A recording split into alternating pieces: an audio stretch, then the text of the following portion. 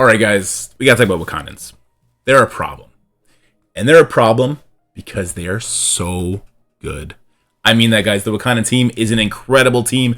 Here we're going to talk about T4s Iso weight, the kind of investment you need to make into them. Is that worth it for you? I'll let you know if it's worth it for me.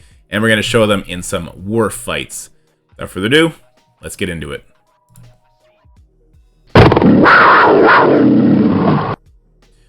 Alright guys, so here is your Wakanda team. Let's start left to right, starting with M'Baku.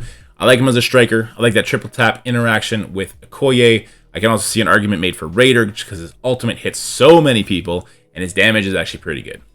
The surefire way to win fights is to turn a 5v5 into a 5v4 as soon as possible. If the rest of your Wakandans can't do it, maybe M'Baku will.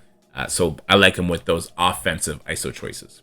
You're going to want everything but the basic T4. And before we get into more, all these T4 recommendations are done with Cosmic Crucible in mind. Yes, I've been practicing how to say Crucible. Crucible. I hope that makes you guys in the comment section happy. And we'll talk about non-Cosmic Crucible T4s in a little bit. Moving on to Killmonger. Like him as a Raider. Obviously, a lot of his kit has crit built into it. So that makes sense. I love him with the ultimate and the passive. Passive for sure. Ultimate you can make an argument for is a Cosmic Crucible only one. And you got to kind of look sideways at that special T4 as well. It's very, very powerful. Moving on to Shuri. I like her as a healer. When she hits that ultimate, it's going to do like a giant heal plus some great buff cleanses for your team. So I really like her as a healer for there. Not much to say. Everything but the basic. Basic with that heal block for an extra turn. Whatever. Just everything but the basic. Then we got the King, T'Challa. Striker is the choice. I was kind of leaning towards Raider, and then I saw him in game and Striker with that triple tap interaction with Okoye, plus making sure he's getting those kills for his passive. Striker is the obvious choice, the best choice for sure.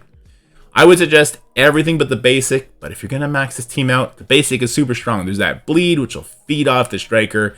Obviously, he'll do a little bit more damage on the ISO attack. It would make sense to have that T4 as well. But everything except the basic for sure. Then we have Okoye. Skirmisher is the no-brainer choice. You have to have that to feed the triple tap interactions, and also just to get a bunch of vulnerables everywhere for her buff clearing. It's going to help with that. It's the clear choice. Everything but the special for Okoye. That's a lot of T4s. How many T4s is that exactly? Well, for Cosmic Crucible, which is what I have laid out here, you're looking at about 3,040, but I would probably add another 600 to that so that I could add M'Baku Basic, Killmonger Special, and Black Panther Basic just to min-max the team. If you're going this big into the team, finish it off. Go all the way, right? And then for non-Cosmic Crucible, about 1,900, but that's taking away some of the damage ones that just happen to have Cosmic Crucible built into them as well. So that's going to severely weaken the team. But they'll get by at 1,900 T4s.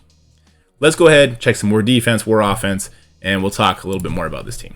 I'm going to go ahead and eat a Mario Mushroom, and we're ready to go. So, war defense, let's look at some matchups. Some matchups that I do not recommend. Starting with X Factor. Right away, all these matchups be about 50k punch up, give or take. Now, bringing multiple men is a terrible idea because Black Panther's just going to feed off of him, which is exactly what happens here. Not bringing multiple men is going to be no better because, as you see, Black Panther, Okoye, and Shuri all going before Zemo. So if you don't have some fodder, they're just going to kill somebody. Maybe if you bring like a Red Guardian, you might be able to get away with it. I don't think so, though. I just don't think X Factor is going to be a good idea here. If they're going before Zemo, 3 of them, that's a problem. Then we have Shadowlands. Shadowlands is kind of weird because there's this Elektra T4 that's going to put 2 people into stealth or adjacent targets if she's not in the corner. Which would, if you have that T4, then you're only going to have 2 options for the enemy to attack. And if they decide to gang up on somebody like they just did my Moon Knight, well, that person's going to die. They're just going to die. So obviously I lost my Moon Knight. That's a problem. I'm going to lose this fight. Had I lost Daredevil, maybe I could have got away with it, but that wasn't meant to be for me. So yeah, we're going to get wrecked. And you guys see me get wrecked enough on stream, so let's go ahead and fast forward through this a little bit and lead up to the next fight. And the next one is going to be Astonishing X-Men. This is very similar to the Shadowlands, and this is actually a slight punch down, just about like 5k or something like that. And this is the exact same thing. Who's going to die? Well, here, my kitty dies. And she's going to die to the Killmonger, so at least Black Panther didn't get the speed. Cool. they're still gonna wreck me.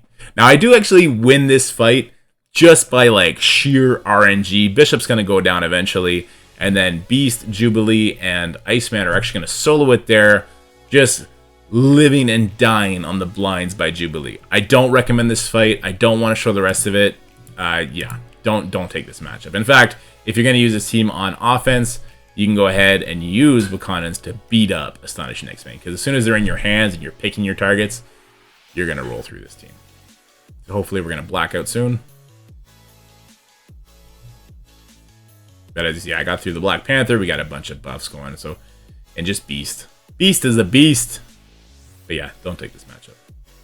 Just don't. Come on. See, I didn't want to do that. There we go. Now we got Black Order. And this is about 70k punch up. Now, Black Order is actually a team I do recommend using against Wakandans. And punch across territory. As soon as you're doing some punch ups, it can be a problem. Here, we're going to get through it very easily because they decide to go for Kull. Now, I have a 7 red star Kull, gear tier 14? 14, I think. And he's actually going to survive, which is cool. If they decided to go for Proxima or Corvus, that person is dead. And then Black Panther is going to get a bunch of speed, and then he could kill the other one. And then if it's a 3v5, you could lose. Even with the buff flip, this is actually why the team works, because you're flipping all those offense ups to offense downs via the Thanos flip, and that's why this team works. But, so I got ahead of myself. If they kill Corvus and Proxima, it's a problem. It's a big problem. Even though that's going to feed speed to Thanos, it becomes an issue, especially if Thanos's second or third turn, whatever it is, comes before the Shuri special, which can happen if you get too much speed. Then you're not flipping those defense ups to defense downs, and then even if Thanos reaches his ultimate, he's using it into defense up, and you lose the fight. So, Black Order, definitely better than Astonishing X-Men, definitely better than Shadowlands. People might have to be building up their Black Order if they're seeing these giant Wakandans that I think I'm going to be seeing in my war. But as you see, we get through it. So let's go ahead and fast forward this. No one wants to watch this. There we go. M'Baku's finally going to go down. Yeah, let's get on to the next team. Moving on to Uncanny X-Men. Now, Uncanny, similar to Black Order, very good potential here. Same kind of problem, which is kind of the pattern for the Wakanda team. If they decide to gang up on somebody and that person dies, they're a crucial member, yikes, done. In this match, if they decide to gangbang your Storm or your Magic, you're going to lose, which is a big problem. There's also turn meter manipulation issues here with the Okoye. She can just really mess up the flow of this matchup. Maybe you're not going to be able to use your attacks into defense down like you want to do with certain characters. It can become yucky. And as you see here, I'm actually going to open up with Storm Ultimate because Magic went first. She has a bunch of charges. We see some defense down. We're going to end up throwing the Ultimate instead of the Special. Just the way it worked out. So those two die, and then Cyclops is going to come in. So as you see, I relied heavily on both Storm and Cyclops to get me through this. So if somebody gets focused out, problem. And obviously, Cyclops got to open up with his ultimate as well because Phoenix died. And watch this damage from him. Oof, Storm still almost died. Mind you, he did have offense up, so it kind of makes sense that she almost died. But still, through deflect, that hurts. Hurts a lot. So yeah, Uncanny, Black Order, those are two of your great choices. We got to talk about a big issue, though. And the big issue comes with scaling. Oh, this team scales. This team scales like crazy. And we're here looking at a gear tier 15 Black Panther. I do believe he's 7 red stars. This is a 100 gate punch up in practice mode against Secret Avengers. The problem with this team is that speed on spawn. They go so fast as Okoye and Black Panther. And look what happens here against this team. So, great. They're going for Captain Sam. Eating a bunch of damage, right? Defense up. Captain Sam's in trouble. Killmonger yeets off my Nick Fury. And then my Captain Sam dies shortly after. Kestrel finally has a turn, but it is way too little, way too late. And this, I get wrecked. I'm going to play it out just to show you that, like, he gets like blocked on that attack. Obviously, I had offense down. Doesn't help with the whole buff clearing and everything else.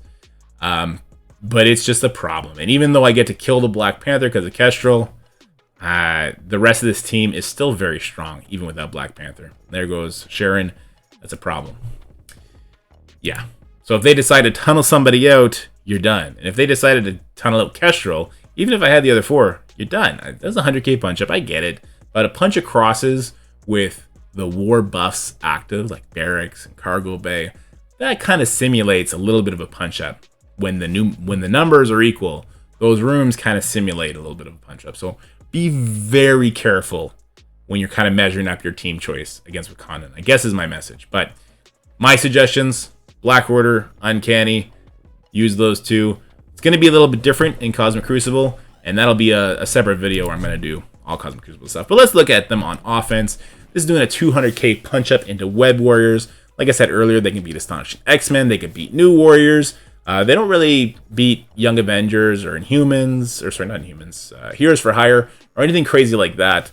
But they do free up your other options. So if you want to use them on offense, this will save your Uncanny for a different team. Maybe you're going to have to use your Wakandans on Web Warriors, and then you use your Uncanny on Wakandans. I can see that kind of thing happening. By the way, this footage comes by way of Baron. And you'll see, and I'm not trying to critique his play. That's not the point of this. He does make a couple misplays. I've heard that you want to kill Spider-Man first because of those slows are deadly to your Wakandan team. But he gets through it on this giant punch-up, even with an astounding amount of dodges and a couple misplays here and there, which is just an insane thought. We all know the RNG headache that Web Warriors can be, so the fact that Wakandans can pull this off with such a big punch-up is kind of crazy, especially when they're getting that bad RNG.